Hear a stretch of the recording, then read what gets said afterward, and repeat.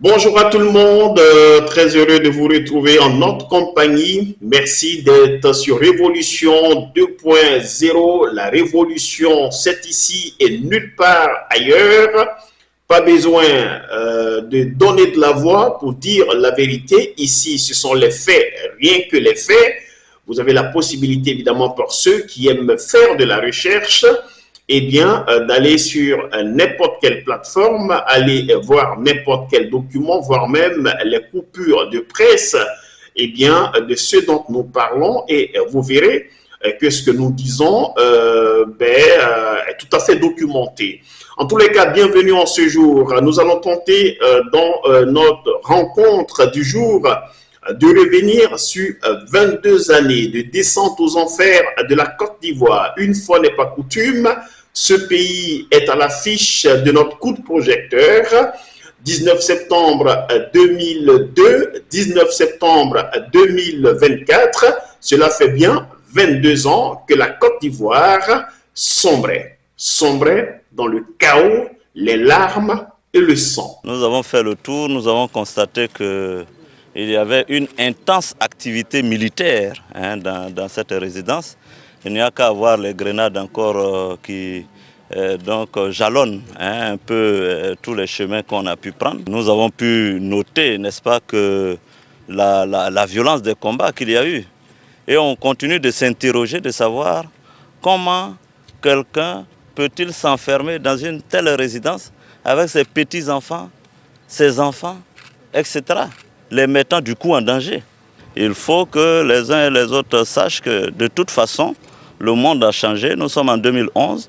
On ne peut plus gouverner nos pays comme on le faisait en 1960, en 1930, et que maintenant est rentrée dans les mœurs des peuples du monde entier la démocratie. Alors juste avant d'entrer dans le vif du sujet et tenter d'égrener de façon succincte justement cette page sombre, ces 22 années de terreur de la Côte d'Ivoire, une information nous est parvenue, elle fait état de ce que le bureau du procureur de la Cour pénale internationale, la CPI donc, en Côte d'Ivoire, eh bien, a annoncé justement aux autorités ivoiriennes, celle-là même qui avait contribué à la déportation de Laurent Gbagbo et Charles Blé Goudé, eh bien, la CPI donc a annoncé le mercredi 18 septembre, donc il y a juste quelques jours, la fermeture de son antenne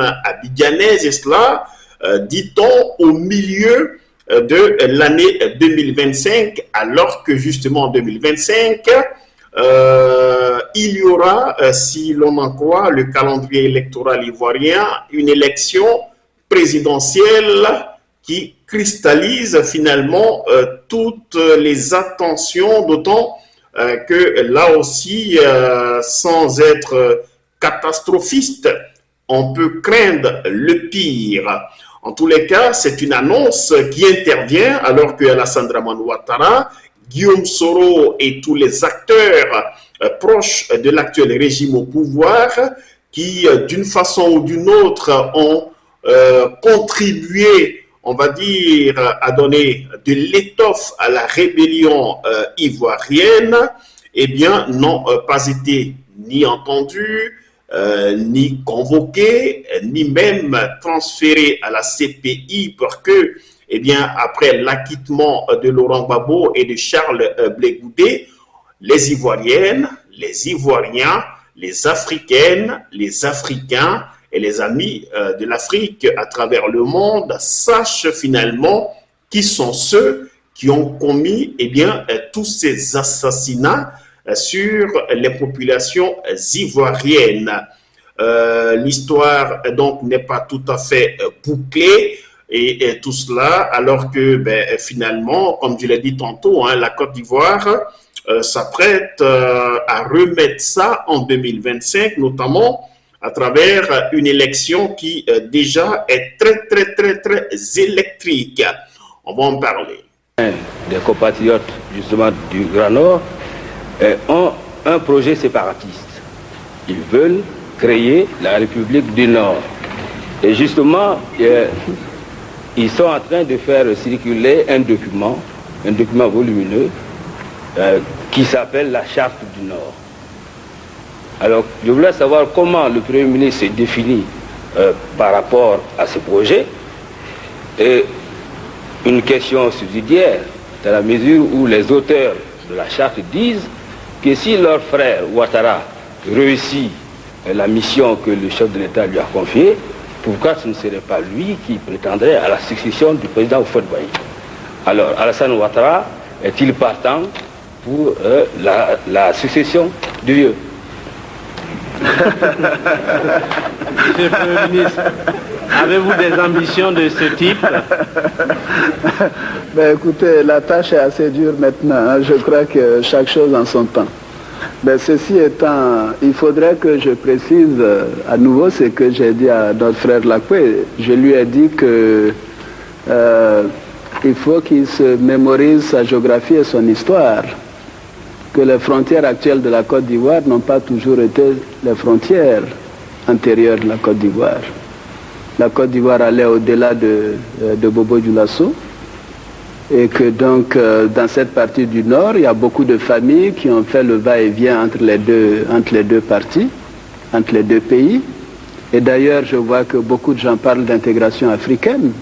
Moi, je souhaite que dans 10 ans, dans 20 ans, mais nous ayons une Côte d'Ivoire qui va au-delà d'Odiéné, au-delà de Bouna, de Bondoukou, etc. Au-delà de Ouangolodougou, etc. Que ce soit une Côte d'Ivoire avec peut-être un autre nom qui englobe le Mali, le Burkina, le Ghana, etc. Pourquoi pas? C'est ça la réalité. L'Europe vient de nous donner l'exemple. Pourtant, ils sont plus nombreux que nous, ils sont plus forts que nous, ils sont plus riches que nous. Nous allons rester dans notre micro-nationalisme, et je dirais même micro-régionalisme.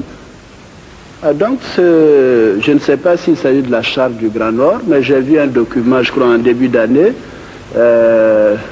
concernant un soutien au gouverneur Ouattara pour le travail qu'il fait. Je ne sais pas si c'est ça que vous appelez la Charte du Nord.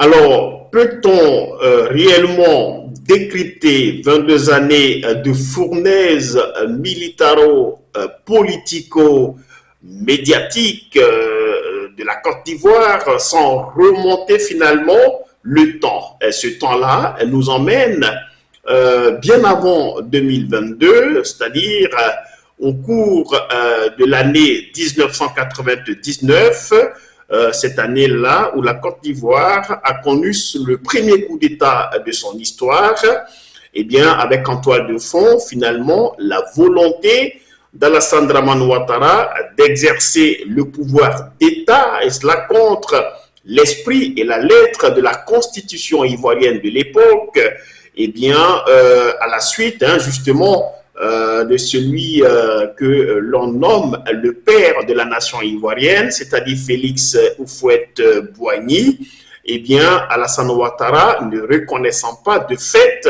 la légitimité d'Henri Konan Bédié, cela a créé une véritable brouille au sein du Gotha politique.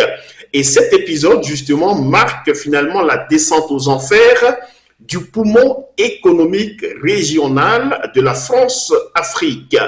Alors, le 19 septembre 2002, les auteurs du coup d'État manqué contre le régime de Laurent Gbagbo, élu 2 ans plus tôt, soit en 2000, sont quasiment, alors coïncidence ou pas, heureux hasard ou pas, en tous les cas, je vous l'ai toujours dit, chers amis, le hasard, je n'y crois pas. En tous les cas, les mêmes qui ont été au cœur, donc les artisans du coup d'État de 1999 sont quasiment les mêmes qui ont perpétré le coup d'État contre le régime de Laurent Gbagbo avant que ces tentacules ne deviennent des rébellions. Alors on peut citer les noms pêle-mêle pour ceux qui connaissent un peu l'histoire de la Côte d'Ivoire, en tous les cas l'histoire de ces 22 dernières années, voire même de ces 30 dernières années. Alors, on peut les citer. Il y a par exemple Souleymane Diomandé, dit la Grenade, Abdraman Ouattara, dit l'enfant de Kong, Ibrahim Koulibaly, dit IB. D'ailleurs, il a fini par prendre le lead de la rébellion ivoirienne, hein, pour ceux qui se souviennent du fameux sergent-chef IB, qui, après service rendu, a été liquidé par qui, vous savez. D'ailleurs, à l'époque, on entendait encore les commentaires de Guillaume Kibafori Soro, eh bien, sur la liquidation du meneur du coup d'État et du chef, en tous les cas, du premier chef de la rébellion ivoirienne. Et puis, il y a aussi, toujours sur ce chapelet de gourou rebelle, hein, si j'ose dire, le sergent-chef Souleymane Diarra-Souba. Il était plus connu sous comment dire, le sobriquet de Vieux Lion, également Chérif Ousmane, Gaoussou Kone dit Diagao et Koulibaly Ousmane dit Ben Laden, qui étaient donc des éléments de quelqu'un qui se faisait appeler lui la Grenade. Et puis en 1999, en tous les cas, lorsqu'il y a eu ce coup d'État contre Henri Konan Bédié, le mobile de toutes ces têtes pensantes, en tous les cas ces visages visibles de ce coup d'État-là, parce qu'il y a dans toute cette affaire les visages visibles, les noms connus, et puis il y a les visages flous avec des noms connus, mais qui, qui peinent à prouver finalement qu'ils étaient au cœur de l'affaire. Et puis en termes de tentacules, il y a bien évidemment, vous savez, la France-Afrique, hein, c'est une pieuvre tentaculaire.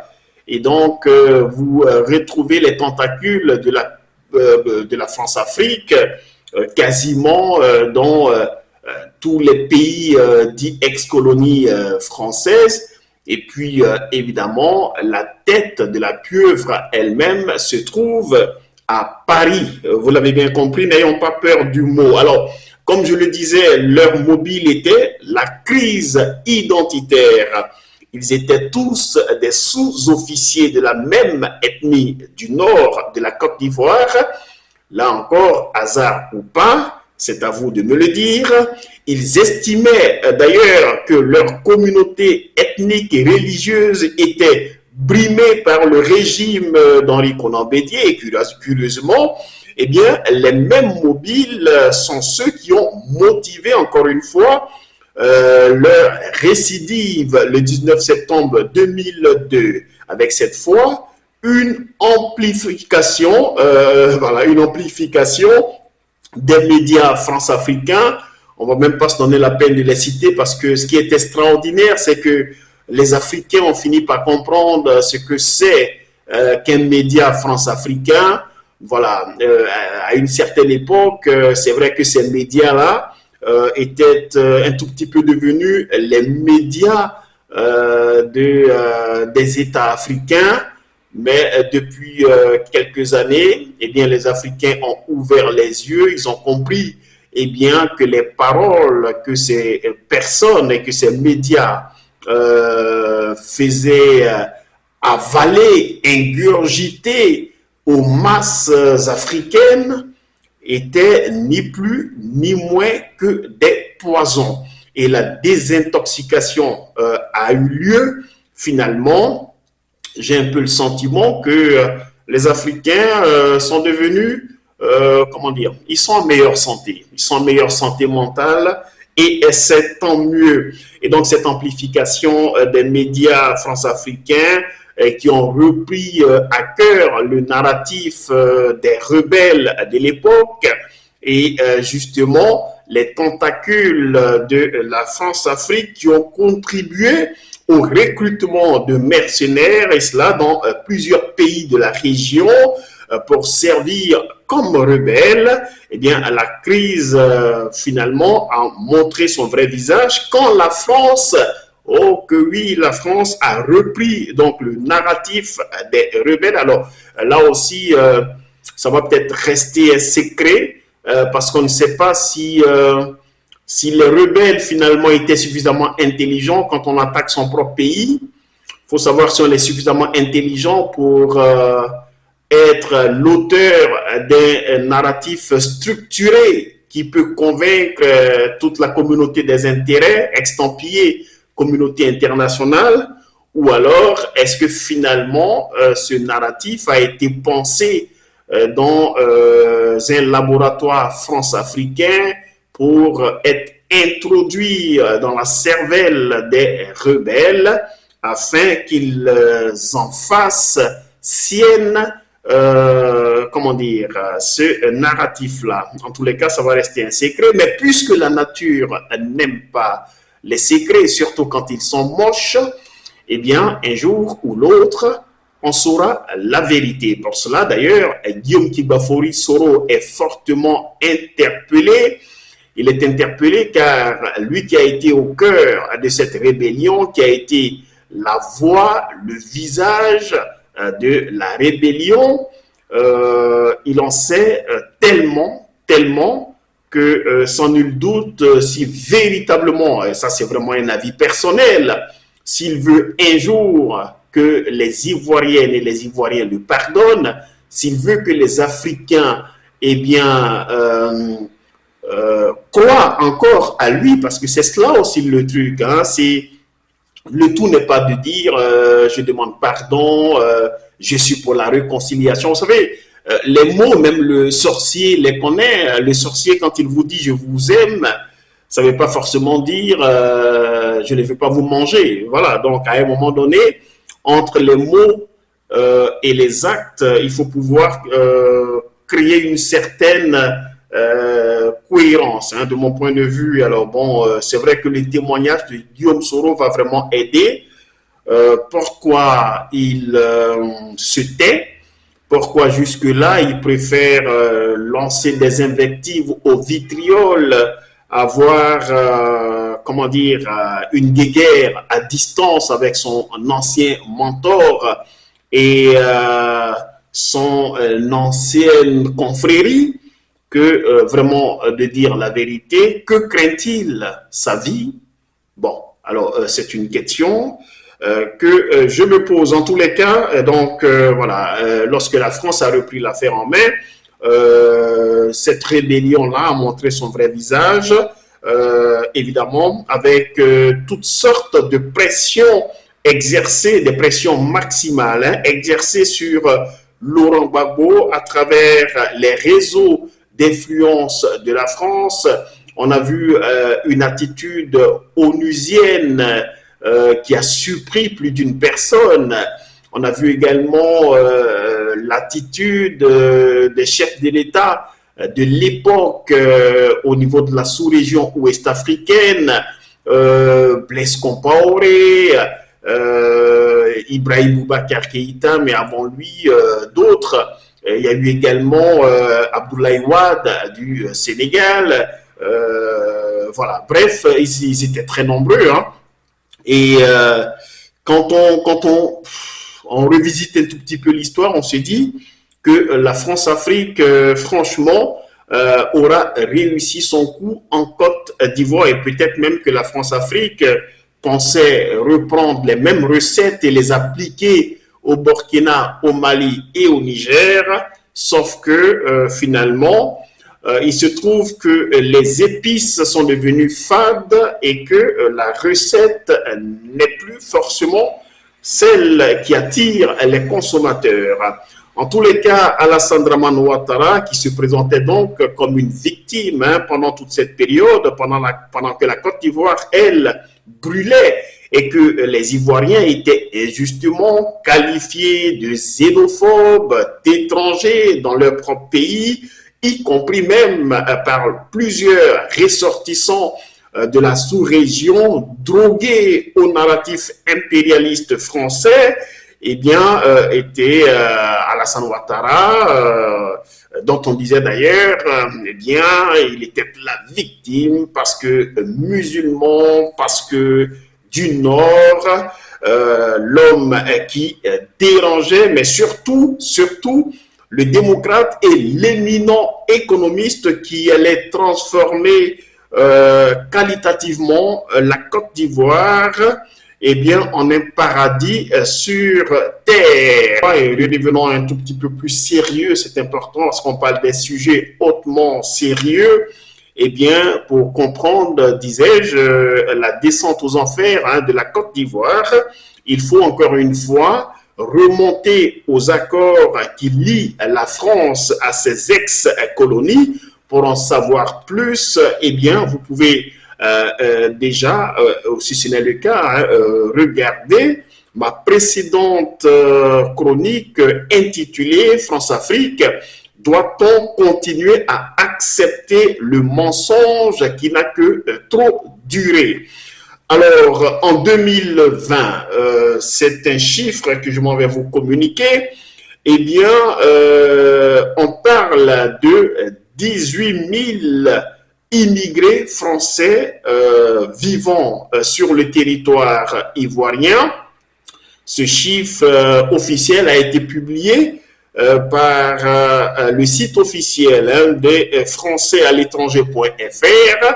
Là aussi, voilà, je vous donne juste le lien. Vous pouvez consulter le site officiel des Français à l'étranger.fr et ce site qui indique à la suite de ces 18 000 Français qu'ils pèseraient lourd dans l'économie de la Côte d'Ivoire. Ce sont en tout plus de 650 sociétés qui génèrent 30% du PIB, qui rapportent plus de 50% des impôts sur les sociétés et génèrent 400 000 emplois. Alors, lorsque vous entendez tout cela, près de 18 000 Français, encore une fois, je vous dis que c'est un chiffre officiel, on ne sait jamais. Si ça se trouve, peut-être même qu'ils sont ou qu'ils seraient plus de 18 000. Mais en tous les cas, lorsqu'on voit le poids économique et l'avantage déjà économique que la France peut tirer de ces migrants français installés en Côte d'Ivoire, on peut comprendre que la France soit prête à tout pour maintenir la Côte d'Ivoire, et c'est le cas pour les autres États dits francophones dans son juron impérialiste. Et à cela aussi, il faut ajouter, encore une fois, je l'ai dit, retournez voir ma précédente chronique avec ces fameux accords, et je pense d'ailleurs que vous serez totalement édifiés. Et donc, les raisons finalement du maintien de la Côte d'Ivoire dans le juron néocolonialiste français sont à la fois économiques, géopolitiques, géostratégiques et même impérialistes. Et donc, l'idée selon laquelle Alassane Ouattara serait l'ami de la France, à mon avis, ce n'est qu'une chimère, car comme qui dirait, les États n'ont pas d'amis, seulement des intérêts. Alors je le cite, Charles de Gaulle, le père de la 5e République française. Et quand on pense que toutes les élites françaises, à l'heure actuelle, d'une façon ou d'une autre, sont toutes finalement des gaullistes, on peut bien comprendre qu'ils n'ont pas d'amis, mais seulement des intérêts.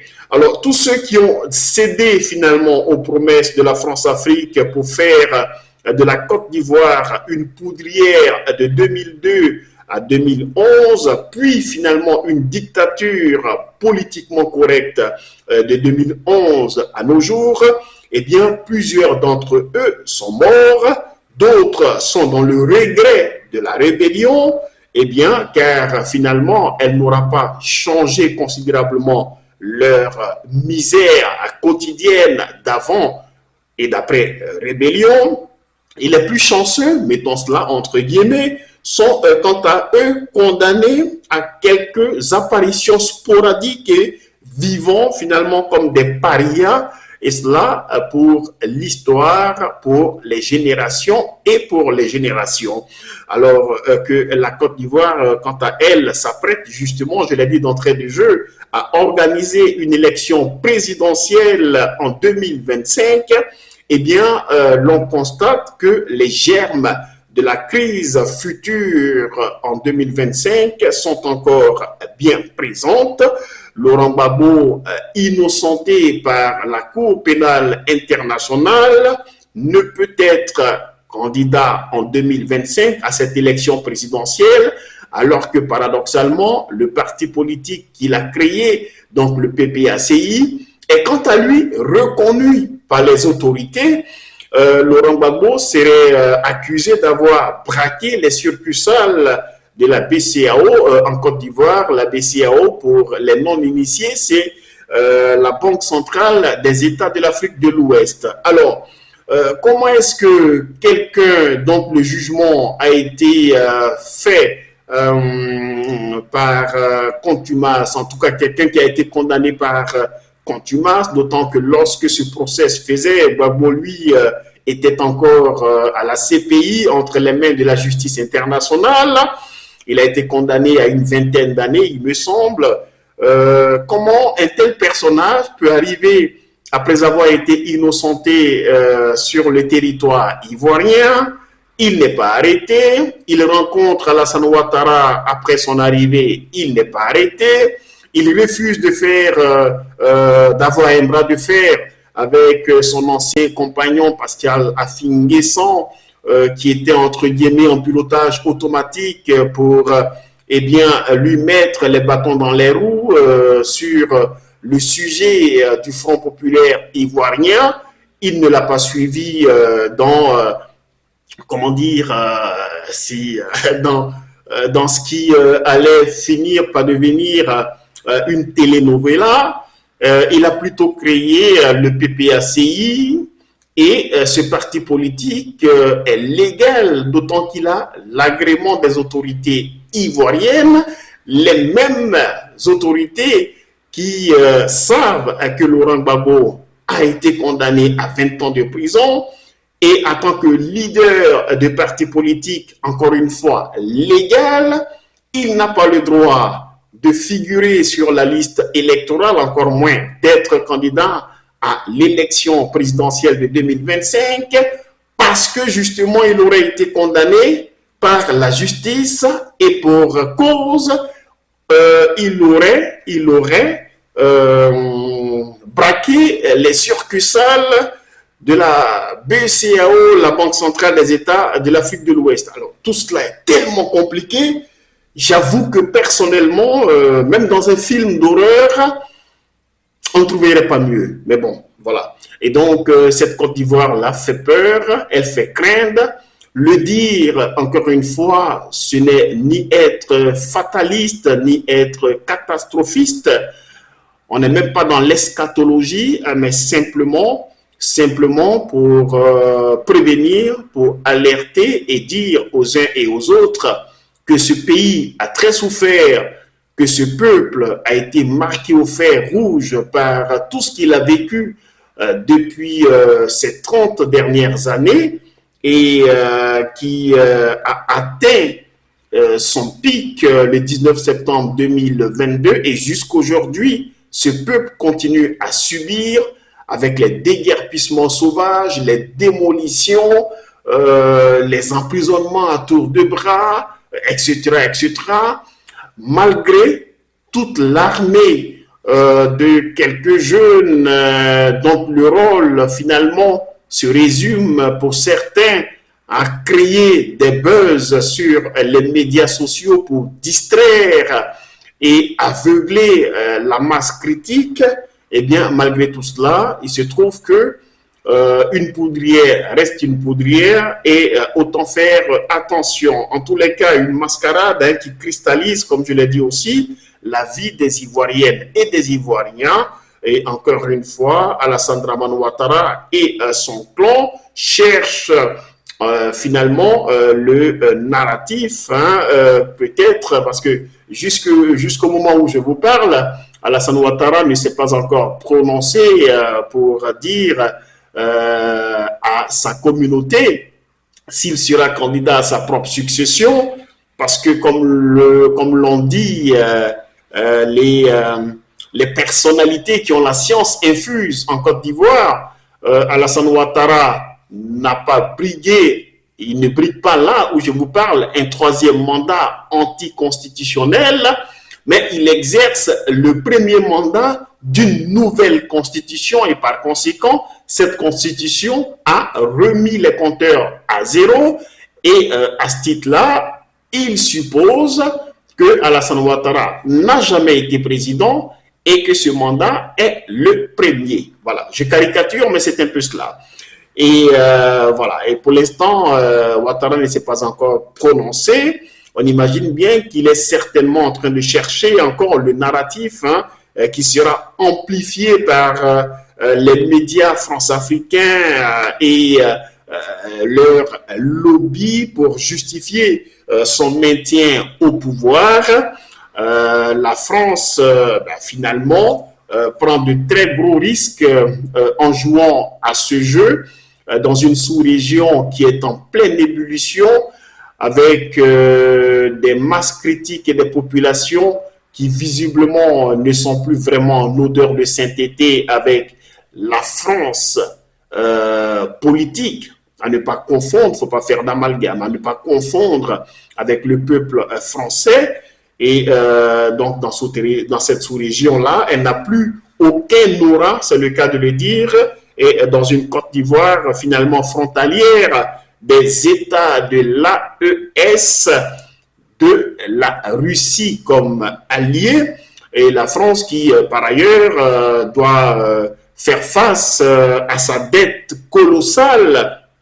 D'ailleurs, selon nos informations, à la fin du premier trimestre 2024, la dette publique française s'établirait à 3159,7 milliards de dollars.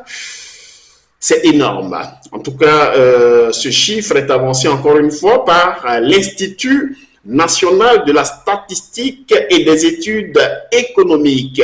En même temps, la France doit gérer la crise en Nouvelle-Calédonie et son impact politique et même économique.